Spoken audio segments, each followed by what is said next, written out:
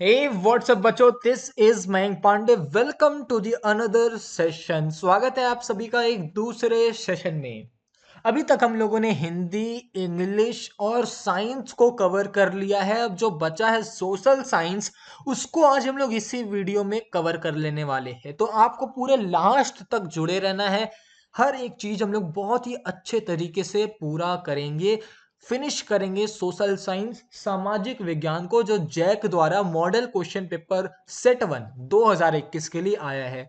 Total 20 question है। हर एक question के 2.5 मार्क्स है। जैसा मैंने पहले आपको बता दिया था, 20 क्वेश्चन है, 2.5 मार्क्स एक क्वेश्चन के लिए है। तो 2 मिनट का वेट करते हैं, उसके बाद क्लास को हम लोग शुरू करेंगे।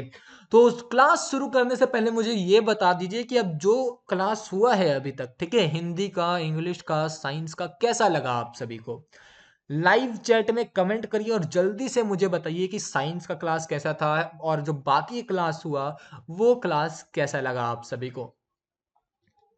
ठीक है, 2 मिनट में हम लोग स्टार्ट करेंगे, तो 2 मिनट इसी में निकल जाएगा। और अगर अभी तक आपने वीडियो को लाइक नहीं किया है तो आप बहुत बड़ी भूल कर रहे हो। सबसे पहले तो आपको वीडियो को लाइक करना है, और उसके बाद अगर आपने बाई चांस अगर हमारे चैनल को सब्सक्राइब नहीं किया है, तो जो नीचे लाल कलर का सब्सक्राइब बटन है उसको दबाइए। उसको दबाकर उस लाल कलर को ब्लैक में कर दीजिए। ठीक है, वैसे भी लाल कलर खतरा का होता है, तो हम लोग को खतरा लेना नहीं है, danger. Okay, red colour danger का सिंबल होता है। ठीक है, तो हम लोग को वो लाल में नहीं रखना, उसको काला में कर देना है। ठीक है, काला में कर दीजिए, और उसके बाद जो बेल आइकन आएगा बगल में उसको प्रेस करिए, और जो हमारा नोटिफिकेशन है वो ऑल में कर दीजिए, ताकि जो भी वीडियो आए, जो भी लाइव क्लास आए, जो भी प्रीमियर आए, वो आपको सबसे पहले वहां पर मिलते रहे, उसका नोटिफिकेशन आपके मोबाइल में आते रहे। इतना काम कर दीजिए।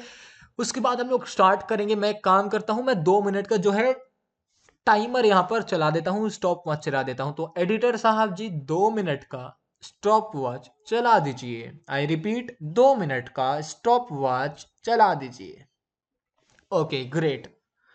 तो जो बच्चे हम लोगों को स्टार्टिंग से फॉलो कर रहे हैं उनको पता होगा कि कल एक क्लास हम लोगों का मिस हो गया था इस जैक स्पेशल सीरीज में। जैसे हम लोगों ने पहले हिंदी का किया, इंग्लिश का किया और साइंस का किया, तो कल एक दिन का गैप हो गया था। तो मैं बता देना चाहता हूँ कि हमारे जो एडिटर साहब जी थे वो चले गए थे। आपको पता होगा कि साइंस के लास्ट क्लास में अगर आप रहे होगे, तो हमारे एडिटर साहब जी चाय पीने चले गए, फिर उनको भूख लग गया, फिर वहां पर चले गए। तो इसीलिए जो कल पूरा था वो एडिटर साहब थे ही नहीं। तो अब एडिटर साहब नहीं थे तो वीडियो कैसे बनता? तो इसीलिए आज एडिटर साहब जब वापस आए तो हम लोग आपके लिए वीडियो लेकर आ गए। बहुत ही जल्द सोशल साइंस को स्टार्ट करेंगे। लाइव चैट में एक बार कमेंट कर दीजिए, लाइव चैट में बता दीजिए कैसा लगा था आपको सेशन। ओके, ग्रेट, मैं देख पा रहा हूँ, बहुत अच्छा लग रहा है मुझे। अब हम लोग स्टार्ट करते हैं। ठीक है, तो एडिटर साहब जी, सबसे पहले तो आप एक काम करिए, पेज को टर्न करिए और फर्स्ट पेज पर आ जाइए, यानी पहले क्वेश्चन पे। Okay, great. अब पहला क्वेश्चन ला दीजिए एडिटर साहब। सुपर। तो जो पहला क्वेश्चन है वो ये है कि सिपाही विद्रोह कब हुआ था? आपको बताना है कि जो सिपाही विद्रोह हुआ वो कब हुआ, यानी कितनी ईस्वी को हुआ। तो ऑप्शंस रखते हैं। पहला है 1857, 1957, 1657 या फिर 1757। आपको बताना है सिपाही विद्रोह कब हुआ था। पहला क्वेश्चन है आपके सामाजिक विज्ञान का। तो पहला क्वेश्चन का जवाब जल्दी से लाइव चैट में दे दीजिए। ठीक है, देखते हैं कौन सबसे पहले देता है। तो आपको बताना है कि कब हुआ था सिपाही विद्रोह। बिल्कुल सही, 1857 ईस्वी को सिपाही विद्रोह हुआ था। ओके, बिल्कुल सही जवाब है, बिल्कुल सही जवाब है। तो पहला जवाब सही मिला है। इसके वजह से एडिटर साहब जी जोरदार ताली बजा दीजिए। Great, super super. तो बढ़ते हैं दूसरे क्वेश्चन की तरफ। दूसरा क्वेश्चन लाया जाए और पेज को टर्न किया जाए। ओके, तो जो दूसरा क्वेश्चन है वो ये है कि नीलांबर और पीतांबर कहाँ के दो महान स्वतंत्रता सेनानी थे? तो आपको बताना है कि जो नीलांबर है, जो पीतांबर थे, वो कहाँ के महान स्वतंत्रता सेनानी थे। झारखंड के ही थे, आपको जगह बताना है। तो ऑप्शंस दे देते हैं। चतरा के, डाल्टनगंज के, पलामू के या फिर रांची के? जल्दी से बताइए कहाँ के ये दो महान स्वतंत्रता सेनानी थे, नीलांबर और पीतांबर? जल्दी जल्दी जल्दी लाइव चैट पर जल्दी बताइए कहाँ के थे ये। तो आंसर होगा पलामू के, बिल्कुल सही आंसर है पलामू के, यानी जो ये नीलांबर और पीतांबर जो महान स्वतंत्रता सेनानी थे, ये जो थे ये पलामू के थे, ठीक है। और इन्होंने भारत को स्वतंत्र करवाने के लिए बहुत मेहनत की थी। ओके, आगे बढ़ते हैं, आगे बढ़ते हैं। तीसरा क्वेश्चन में आया जाए एडिटर साहब, तीसरा क्वेश्चन। तो आपको इसमें बताना है कि ओरु जाति ओरु मतय ओरु देवय मनुष्ययान, ठीक है, इसका अर्थ क्या हुआ? मानव की एक जाति, एक धर्म, एक ईश्वर है। ये किसका कथन है? जल्दी से आंसर मुझको बताइए, किसका कथन है, किन्होंने इसको कहा है? ऑप्शंस रख देते हैं सामने में। नारायण गुरु, ज्योतिराम फूले, बी आर अंबेडकर या फिर राजा राम मोहन रॉय? जल्दी से आंसर दीजिए, क्या होगा इसका आंसर? नारायण गुरु की राजा राम मोहन रॉय की बी आर अंबेडकर की ज्योतिराम फूले? जल्दी से आंसर बता दीजिए, जल्दी से आंसर बताइए लाइव चैट पर। मैं रिप्लाई यहां से करते जा रहा हूं, अगर आप सही दे रहे हैं तो ठीक है, नहीं दे रहे तो आंसर अभी देख लेते हैं। Super great. तो इसका जो आंसर है वो है नारायण गुरु, ठीक है। आगे बढ़ते हैं क्वेश्चन नंबर 4 की तरफ। महान दलित नेता डॉक्टर भीमराव अंबेडकर यानी कि बी आर अंबेडकर, जो कि हमारे कॉन्स्टिट्यूशन के पिता कहा जाता है जिनको, ठीक है, द फादर ऑफ कॉन्स्टिट्यूशन, हमारे संविधान के पिता किसे कहा जाता है? बी आर अंबेडकर को। तो इनका जन्म कहाँ हुआ था ये आपको बताना है। And the options are Calcutta, Bombay, Delhi या फिर अहमदाबाद। कलकत्ता, बंबई, दिल्ली या फिर अहमदाबाद? बिल्कुल सही, इनका जन्म बंबई में हुआ था। महान दलित नेता डॉक्टर भीमराव अंबेडकर का जन्म बंबई में हुआ था। आगे बढ़ते हैं क्वेश्चन नंबर 5 की तरफ। तो क्वेश्चन नंबर 5 की तरफ बढ़ने से पहले एडिटर साहब जी जोरदार ताली बजा दीजिए।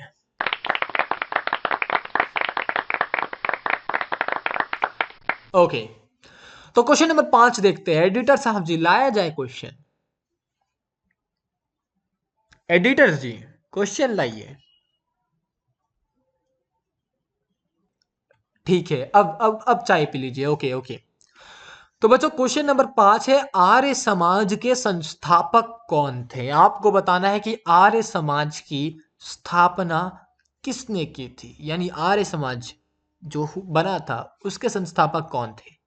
ऑप्शन लाइए। अरे चाय पीने चले गए सर, अब कैसे होगा? बच्चों इसका जवाब बिना ऑप्शन के दे के दिखाइए, आर्य समाज के संस्थापक कौन है। तब तक हमारे एडिटर साहब भी आ जाएंगे, फिर ऑप्शन भी आ जाएगा। जल्दी से बताइए आर्य समाज के स्थापना संस्थापक कौन थे, ठीक है, स्थापना किसने की थी यानी संस्थापक कौन थे? बिल्कुल सही आंसर है, बिल्कुल सही आंसर है, स्वामी दयानंद सरस्वती ने आर्य समाज की स्थापना की थी। एडिटर जी आगे है, जल्दी से ऑप्शन लाइए। बिल्कुल सही बच्चों, आंसर चेक कर लेते हैं। Swami Dayanand Saraswati is the correct answer. एक बार एडिटर जी जोरदार ताली बजा दीजिए बच्चों के लिए। बच्चों बताइए कैसा है जोश, हाउस द जोश, हाई या फिर लो? जल्दी जल्दी बताइए, जल्दी बताइए, लाइव चैट में बताइए, बताइए बताइए बताइए। ओके एडिटर जी जोरदार ताली बजा दीजिए।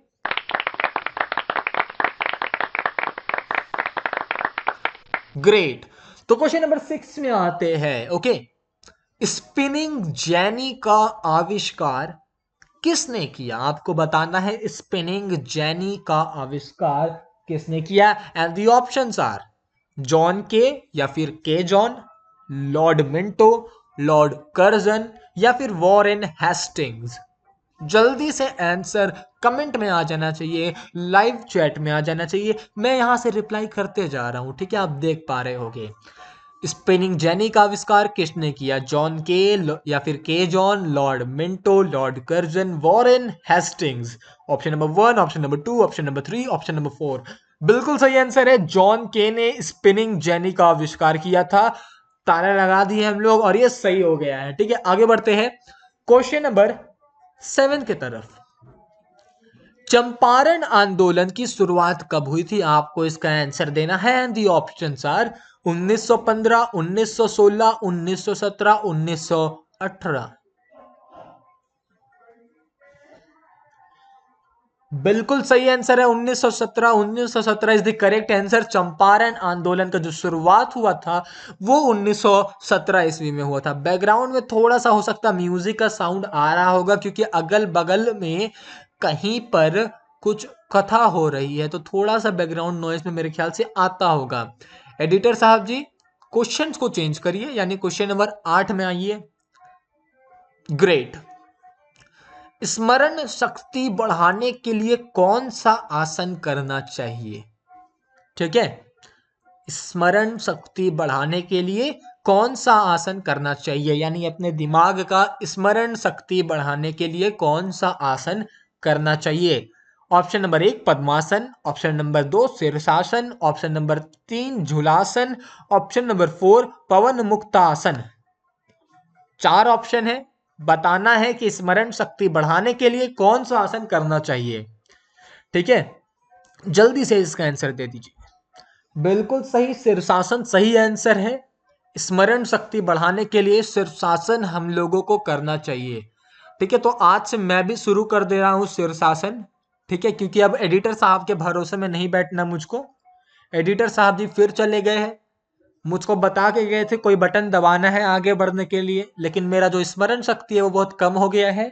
तो आज से हम शीर्षासन शुरू करते हैं, आप भी शुरू कर दीजिए शीर्षासन। ओके, अब शीर्षासन कैसे करना है इसमें गूगल सर्च करिए और शुरू कर दीजिए। स्मरण शक्ति है वो बढ़ जाएगा। ठीक है, योगा का बहुत फायदा है कि नहीं? है कि नहीं? जल्दी जल्दी बता दीजिए लाइव चैट में, ऐसे तो इंटरेक्ट रहना है हम लोगों को। ठीक है, मैं क्वेश्चन पूछ रहा हूँ, आप लाइव चैट में आंसर दे दीजिए, मैं वहां पर रिप्लाई रिप्लाई दे दे रहा हूँ। क्लास इंगेज होना चाहिए। ठीक है, ओके, तो एक तो हम शीर्षासन कर लिए इतना ही में ही। तो मुझको याद आ गया कौन सा बटन दबाना है। देखिए आप लोग कितना अच्छा है शीर्षासन, बस एक शीर्षासन की ये याद आ गया। ठीक है, कैसे करना है इसको आप गूगल सर्च कर लीजिएगा। ओके, तो बढ़ते हैं क्वेश्चन नंबर 9 के तरफ। और जो क्वेश्चन नंबर 9 है वो है कि भारतीय संविधान के प्रारूप समिति के अध्यक्ष कौन थे?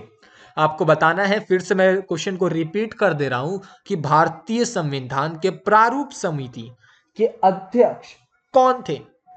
बहुत इजी क्वेश्चन है, ऑप्शन रख देता हूं मैं आपके लिए। Doctor Rajendra Prasad, doctor B R Ambedkar, Pandit Jawaharlal Nehru, Lal Bahadur Shastri. प्रारूप समिति यानी कि कॉन्स्टिट्यूएंट असेंबली, हमारा संविधान कॉन्स्टिट्यूशन, और जो समिति यानी जो लोग मिलकर उस पूरे संविधान को बनाए हैं वो प्रारूप समिति कहलाता है। तो उसके अध्यक्ष कौन थे आपको बताना है। डॉक्टर राजेंद्र प्रसाद, डॉक्टर भीमराव अंबेडकर, पंडित जवाहरलाल नेहरू, या फिर Lal Bahadur Shastri. And the correct answer is doctor B R Ambedkar, doctor Bhimrao Ambedkar. तो एक बार जोरदार ताली बजा दिया जाए, एडिटर साहब जी जोरदार ताली बजा दीजिए। सुपर, आगे बढ़ते हैं क्वेश्चन नंबर 10 की तरफ। भारत की कुल भूमि का लगभग कितना प्रतिशत भाग कृषि योग्य है? ठीक है, क्वेश्चन में मुझको कहीं पर तो गड़बड़ी लग रहा है, क्या गड़बड़ी है क्वेश्चन में कौन बताएगा? लाइव चैट पर कमेंट करिए कि क्वेश्चन में कहां पर क्या गलती हुआ है। क्वेश्चन में कहीं पर एक जगह गलती है, आपको बताना है कि क्वेश्चन में क्या गलती है। क्वेश्चन है कि भारत की कुल भूमि का लगभग कितना प्रतिशत भाग कृषि योग्य है, क्वेश्चन मार्क लास्ट में लगा हुआ है, लेकिन कहीं पर गलती है। जल्दी से बताइए क्या गलती है। तो अगर आपने अभी तक नोटिस नहीं किया है तो मैं बता दे रहा हूं, यहां पर जो प्रतिशत का स्पेलिंग है ये जो है ये गलत हो गया है, क्योंकि यहां पर जो शा लगा हुआ है ये शा ना होकर यहां पर कुछ इस तरह का सा होता। ठीक है, तो यहां पर प्रतिशत का जो स्पेलिंग है वो गलती हो गया है, यहां पर शाह ऐसा वाला लगना चाहिए था इन दो ता के बीच में। ठीक है, तो भारत की कुल भूमि का लगभग कितना प्रतिशत भाग कृषि योग्य है, ऑप्शन सामने में रख देते हैं। ऑप्शन कहां गया? ऑप्शन ऑप्शन ऑप्शन लाया जाए, बिल्कुल सही।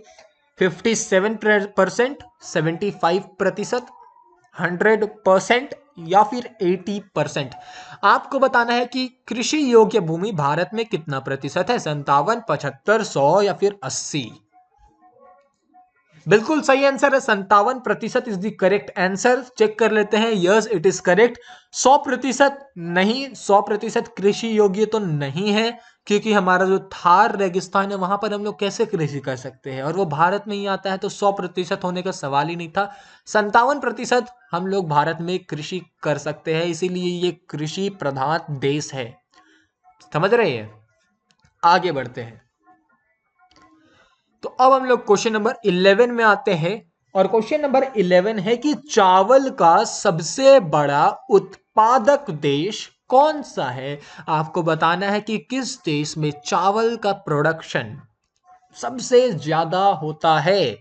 एंड द ऑप्शंस आर चीन, पाकिस्तान, नेपाल, भूटान। जल्दी से बताइए, जल्दी जल्दी जल्दी। बिल्कुल सही, चीन जो है करेक्ट आंसर है, चीन इज द करेक्ट आंसर। बाकी जो आंसर है यानी नेपाल, इसमें बहुत ही कम उत्पादक होता है। ठीक है, दो चीन है वो दुनिया का सबसे बड़ा चावल उत्पादक देश है। ओके, सो आगे बढ़ते हैं क्वेश्चन नंबर 12 की तरफ। क्वेश्चन नंबर 12 है कि काला सोना किसे कहा जाता है? एंड द ऑप्शंस आर कोयला, कोयला काला होता है, काला सोना, अबरक, या फिर पेट्रोलियम, या फिर उससे बने हुए उत्पाद, और जो आखिरी ऑप्शन है वो है प्राकृतिक गैस। क्या लगता है आपको, क्या होगा? काला सोना किसको कहा जाता होगा? जल्दी से बताइए। वेरी गुड बच्चों, काला सोना पेट्रोलियम को कहा जाता है, काला सोना पेट्रोलियम को कहा जाता है, और पेट्रोलियम से बने हुए उत्पाद को कहा जाता है काला सोना। Very good. तो एडिटर साहब जी एक बार जोरदार ताली बजा दीजिए, एक बार जोरदार ताली बजा दीजिए एडिटर साहब जी, जोरदार। आगे बढ़ते हैं, तो क्वेश्चन नंबर 13 लाया जाए एडिटर साहब जी। Question number 13, question number 13। Okay, संविधान के अनुसार कितने वर्ष से कम उम्र के बच्चों से बाल मजदूरी कराना दंडनीय है?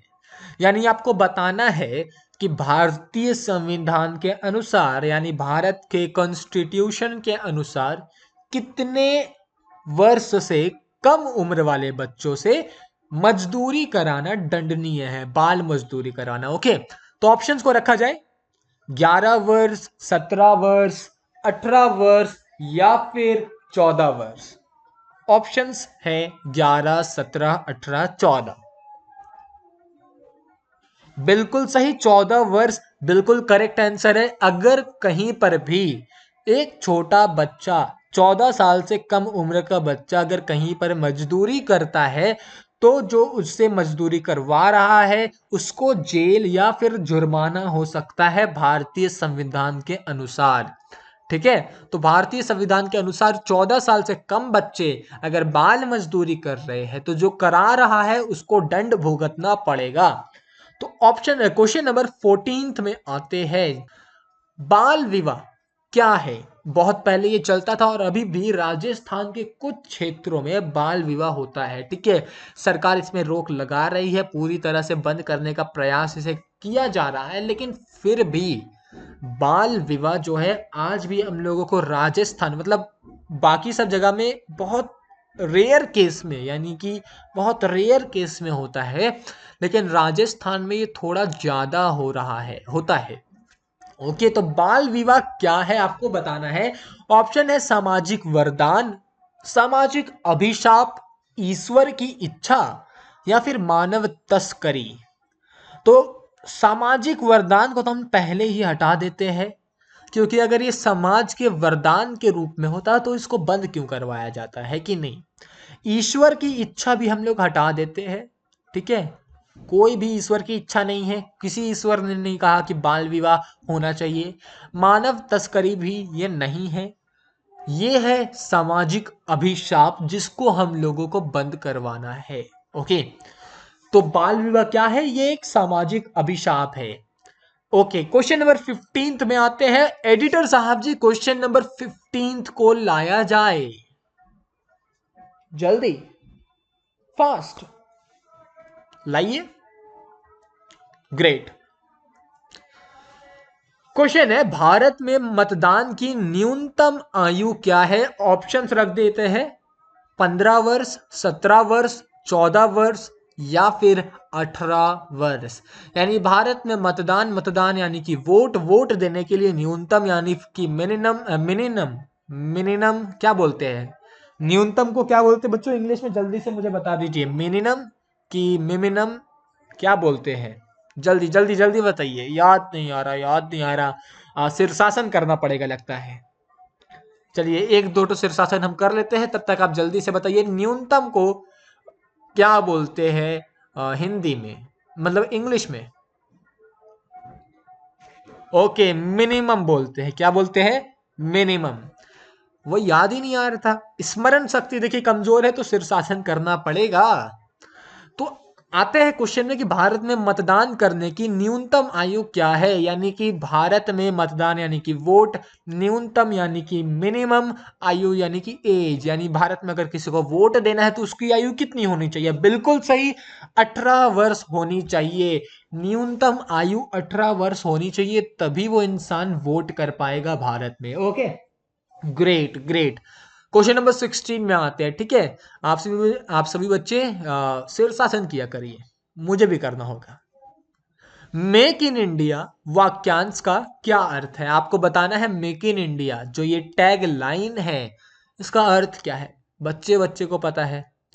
ऑप्शन देखते हैं। भारत में बना हुआ, चीन में बना हुआ, पाकिस्तान में बना हुआ, नेपाल में बना हुआ।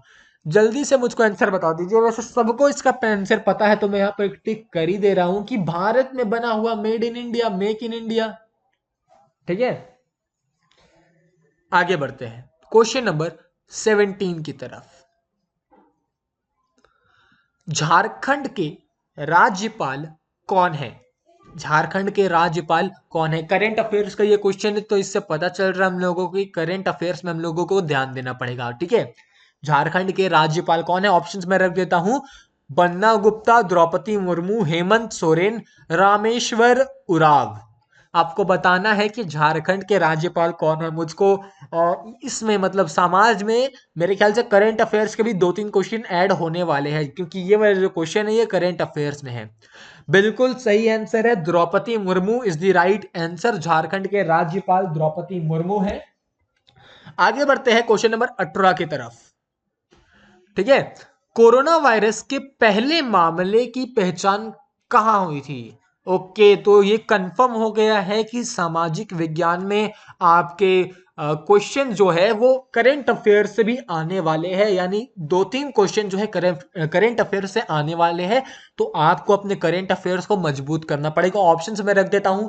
अगर किसी को भी इसका आंसर पता है तो आप जल्दी से मुझे लाइव चैट में कमेंट कर दीजिए। ओके, और जो इसका पहला आंसर देगा उसको हमारे तरफ से एक रिप्लाई मिलेगा, और एसडीएवी के स्टोरी पेज पर, यानी स्टोरी यानी कम्युनिटी पेज पर उनका नाम आ जाएगा। जल्दी से बताइए, कोरोना वायरस के पहले मामले की पहचान कहां हुई थी? ऑप्शन है बीजिंग, संघाई, वुहान, इस्लामाबाद।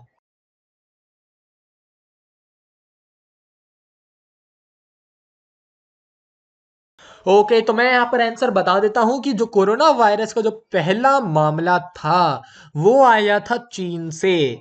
तो चीन में तो इस्लामाबाद है ही नहीं, तो इसको हम लोग यहाँ से रॉन्ग कर देते हैं। चीन में है बीजिंग, संघाई, वुहान। अब इन तीनों में से जहां से कोरोना आया था, कोविड-19, वो आया था वुहान से, और ये आया था दिसंबर 2019 में। ये वहां से ओरिजिन हुआ था, यानी वहां से ये निकला था, फिर पूरे विश्व में स्प्रेड हो गया, और जिसके कारण हम लोग अभी क्लास कर रहे हैं, लाइव क्लास। ओके, तो चीन के वुहान वुहान शहर से, ठीक है, ये ओरिजिन हुआ था दिसंबर 2019 को, और वहीं से ये पूरा वर्ल्ड वाइड में फेमस हो गया। ठीक है, आगे बढ़ते हैं क्वेश्चन नंबर 19 की तरफ। विश्व जनसंख्या, अरे यहां पर क्वेश्चन 16 हो गया। एडिटर साहब जी क्या करते हो आप? क्या करते हो मतलब? नहीं, कुछ भी। बच्चे लोग बोल रहे हो यार ये क्वेश्चन नंबर 19 में आना था, फिर 16 में पहुंच गए, कितना पीछे हम लोग हो गए। 19 कर देते। ओके, तो क्वेश्चन नंबर 19 है कि विश्व जनसंख्या दिवस कब मनाया जाता है। ऑप्शंस रख देते हैं। एडिटर साहब जी अब गड़बड़ी मत करिएगा, सही ऑप्शन रखिए। एडिटर साहब जी सही ऑप्शन रखिए। Okay great fantastic. नहीं आया ही नहीं, नहीं आया सर। एडिटर साहब जी ऑप्शन ऑप्शन ऑप्शन लाइए सर। ओके, 11 जुलाई, 11 सितंबर, 21 नवंबर या फिर 1 दिसंबर विश्व जनसंख्या दिवस कब मनाया जाता है। चार ऑप्शन है, 11 जुलाई, 11 सितंबर, 21 नवंबर या फिर 1 दिसंबर। आंसर क्या होगा लाइव चैट में बता दीजिए। बिल्कुल सही, 11 जुलाई इज द करेक्ट आंसर। 11 जुलाई सही है। ओके, आगे बढ़ते हैं, बढ़ा जाए।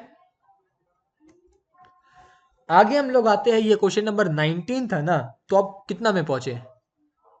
20 में। एडिटर साहब जी आप फिर से गड़बड़ी कर दे रहे हो, क्या कर रहे हो एडिटर साहब जी। अब लगता है आपका तनख्वाह काटना पड़ेगा। अब दूसरा एडिटर खोजना पड़ेगा हम लोगों को बच्चों, क्योंकि हमारे जो एडिटर है वो काम कम चाय ज्यादा पीते हैं। ये क्वेश्चन नंबर 20 है। ऑप्शन रखते हैं, मानव कैसा प्राणी है। तो मानव सामाजिक प्राणी है, कि असामाजिक है, कि शहरी है, कि जंगली प्राणी है। बताना है आपको मानव कैसा प्राणी है। तो हिंदी में भी मेरे ख्याल से गद्यांश में क्वेश्चन आया था, मानव कैसा प्राणी है, तो हम लोगों ने उसमें क्या भरा था, सामाजिक। तो इसमें भी हम लोग सामाजिक भरेंगे। मानव एक सामाजिक प्राणी है, क्योंकि मानव असामाजिक प्राणी हो नहीं सकता। मानव समाज से जुड़ा रहता है, कई मानव मिलकर समाज को बनाते हैं, मानव शहर को बनाते हैं, मानव जंगली तो नहीं होता है। तो मानव एक सामाजिक प्राणी है। तो इसी के साथ हमारे 20 क्वेश्चन पूरे हो गए हैं। लाइव चैट में बता दीजिए कैसा लगा आज का क्लास। और लाइव चैट में एडिटर साहब जी के बारे में भी 2-3 लाइन लिख दीजिए, कैसा लगे आपको एडिटर साहब जी। वैसे आज उनका नौकरी जो है जाने वाला है, क्योंकि वो अपना काम ठीक से करते नहीं है। जब देखो तब चाय पीने चले जाते हैं। ये 16 नंबर नहीं, ये 20 नंबर था, फिर से 20 लिखना पड़ेगा। एडिटर साहब जी भी कमाल के। ओके तो बच्चों 20 क्वेश्चन यहां पर हो चुके हैं। इस लाइव क्लास को अभी हम लोग यहीं पर समाप्त करते हैं, और अगले बार हम लोग मिलेंगे मैथ के साथ, और मैथ के 20 क्वेश्चन को हम लोग डिस्कस करेंगे विद आंसर एक्सप्लेनेशन के साथ। तो इस वीडियो में बस इतना ही हम लोग करते हैं। कैसा लगा लाइव क्लास आपका, ये वाला कैसा सेशन था, ये आपको लाइव चैट में बता देना है। मैं पढ़कर बहुत ही खुश हो जाऊंगा अगर आपने लिखा होगा कि हाँ लाइव क्लास अच्छा है। और कोई अगर गलती हो गया है तो वो भी आप बता दीजिए, वो पढ़कर तो और खुशी होगी, और अगले बार से उसको हम लोग ना करने का कोशिश करेंगे, ठीक है। तो अगर कोई गलती हो गया है इस लाइव सेशन में तो वो भी बता दीजिए, हम लोग अगले बार से उसको सुधार लेंगे। या फिर अगर अच्छा लगा तो लिख दीजिए नाइस, गुड, एक्सीलेंट, जो भी आपको लिखना है, सुपर्ब। तो इससे हम लोग को मोटिवेशन मिलता है, आप जानते ही होंगे। तो आज का ये सेशन यहीं पर समाप्त करते हैं। हमारे साथ जुड़े रहने के लिए बहुत बहुत धन्यवाद। पूरे लाइव क्लास देखने के लिए हार्दिक धन्यवाद। अगले बार से हम लोग फिर मिलेंगे, मतलब कल के सेशन में हम लोग फिर मिलेंगे। तब तक के लिए टाटा, गुड बाय।